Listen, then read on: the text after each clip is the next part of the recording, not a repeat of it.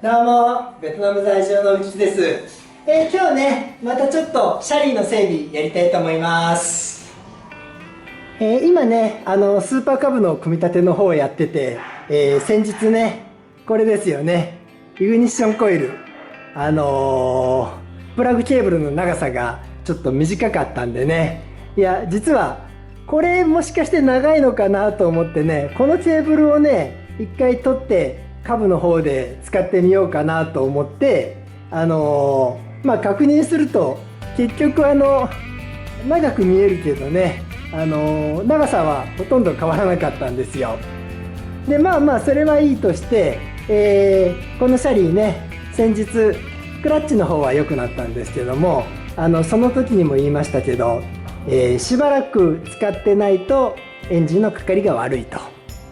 で今回これのことをね、確認してる時に思い出したんですけども、このシャリーってね、もともと 6V だったんですよ。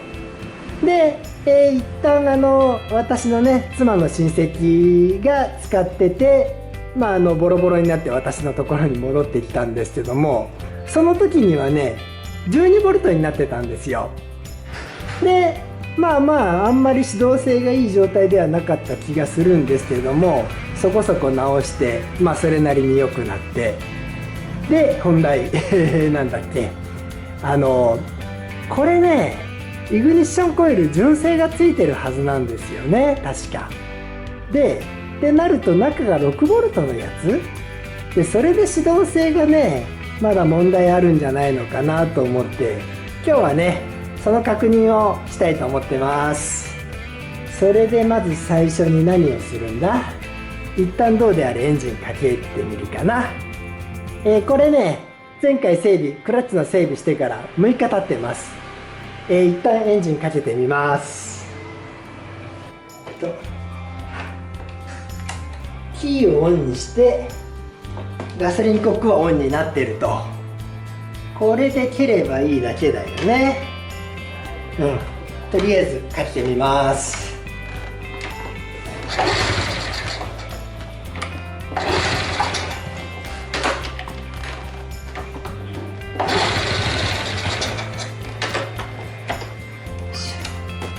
いまいちねかかりが悪い、もうすぐかかりそうな感じなんですけど、ちょっとスパークの状態をね見てみたいんですよ。別に熱くはなってないよね。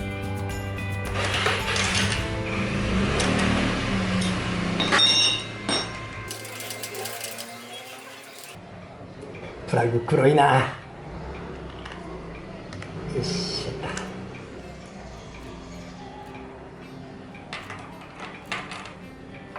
どこに置く？ここが見やすいかな。ちょっと火花見たいんで電気消してます。これでキーオンにして、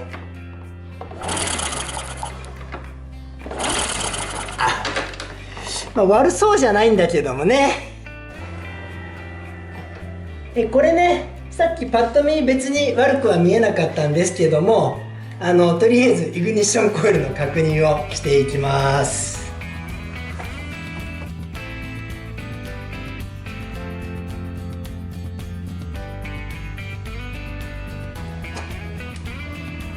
これ簡単には取れんのか。いやいや、これだけで抜けてくれんの？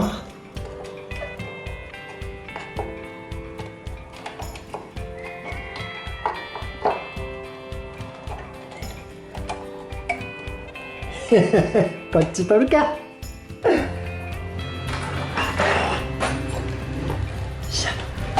このキャリアね、あると便利なんだけど整備には邪魔だな。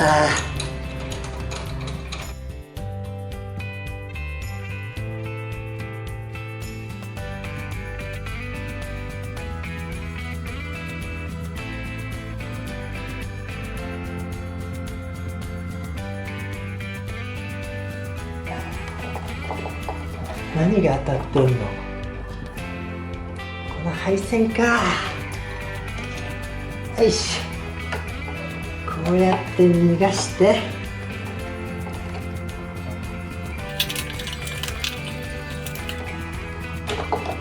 いったいった。でかいな。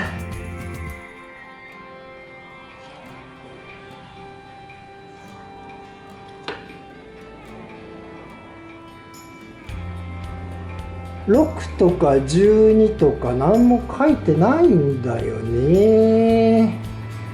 ちょっといいや、外してみよ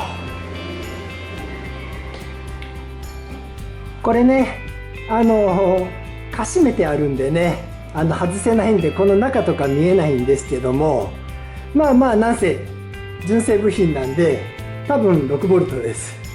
なんでね、今カブにつけようとしてるやつ、これをね一旦ちょっと取り付けしたいと思います。これはウェーブの純正品なんだよな。本当はこのね赤いケーブル取りたいんだけども、こいつもボンドでね止めてあるんで、いらんこと交換するのはやめようかな。このちょっと頭だけ使おう。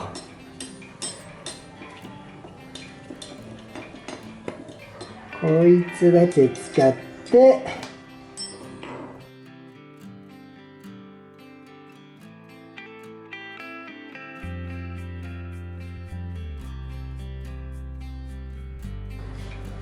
いやいや、はめるのはもっと大変。よいしょ。エンジンが邪魔ですよ。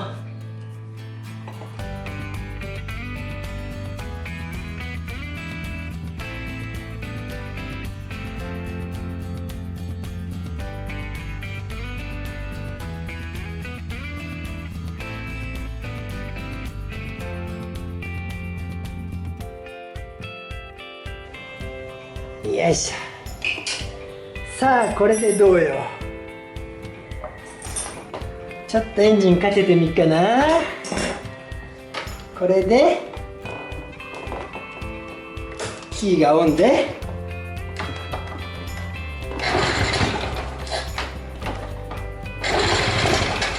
一緒か。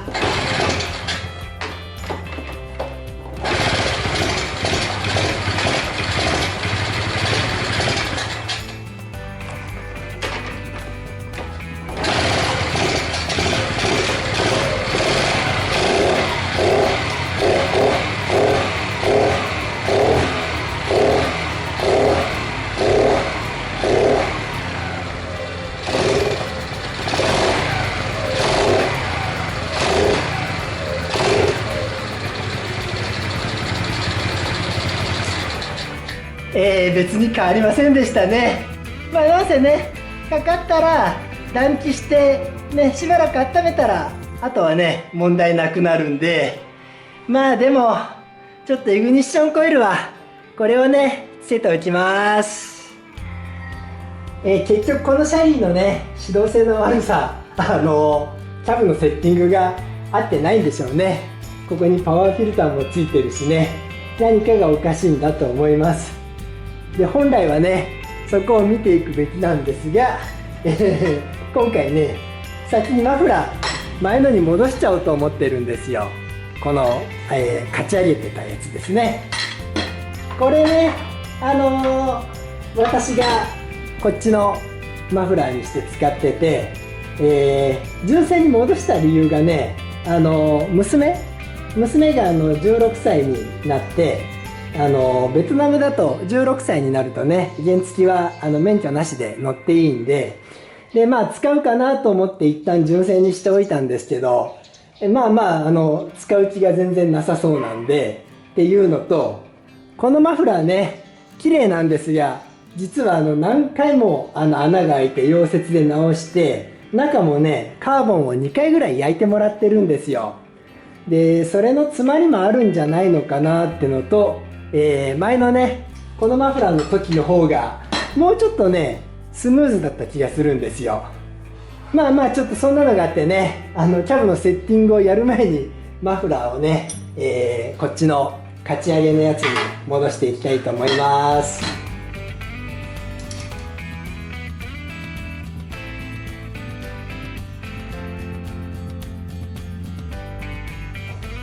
スタッドボルト側がね抜けちゃいました。まあこれはちゃんとつけよう。後ろね。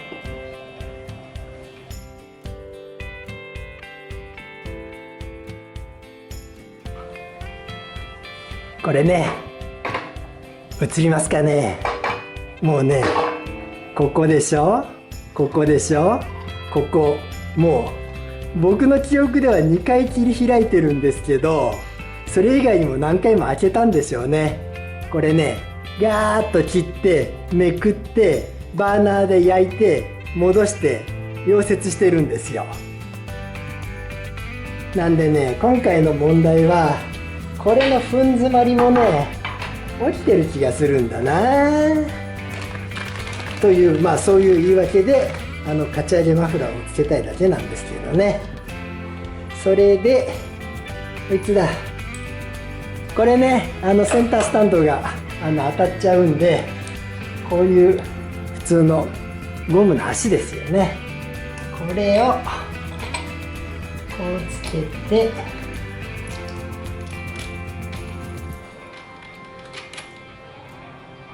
うやってね上がんないようにしてあるんですよ。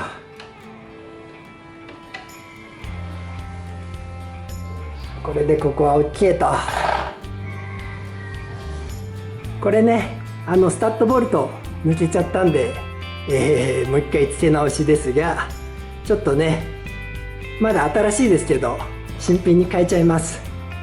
何かっていうとね、こいつはコピー品なんでね、ここは熱かかるから、純正品でもね古くなると折れるんで、コピー品はねもう取れたら新しいのに変えちゃいましょう。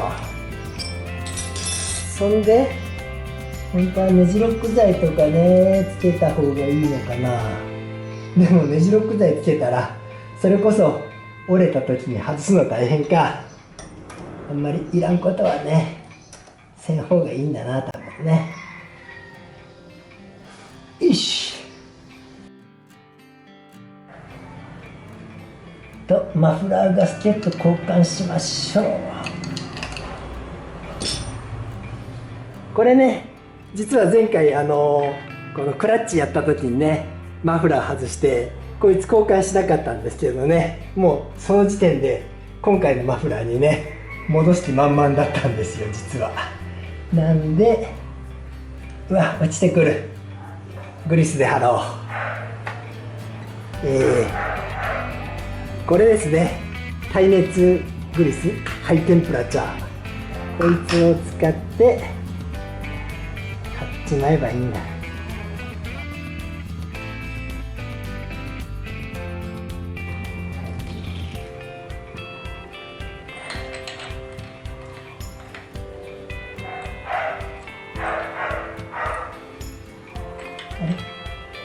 銅ワッシャー、なんか銅ワッシャーがねあった方が緩みにくいらしくて入れてます。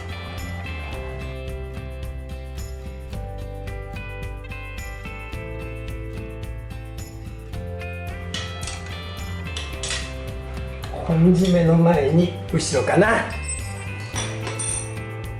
これ前にねマフラー取り付けの時にも紹介したんですが、メガネレンチですね。メガネレンチでここはミラーアダプターです。なんでね、こうやってはめてるだけでこいつを通して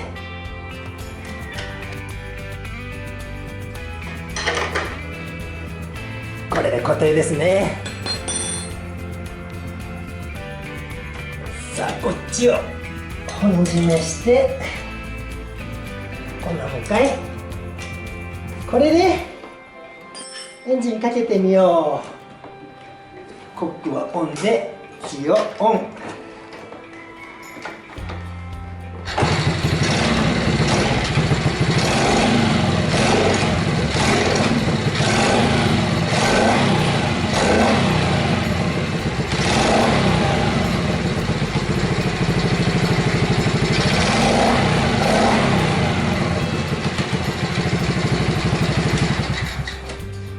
まあね、マフラーこっちにしたところでやっぱり最初にかけた時にねもたつく感じはしますけども、あとはねタブレッターをセッティングするのかななんかこのまんまで使ってしまいそうですけども、とりあえずね、これで今日の作業は終わりです。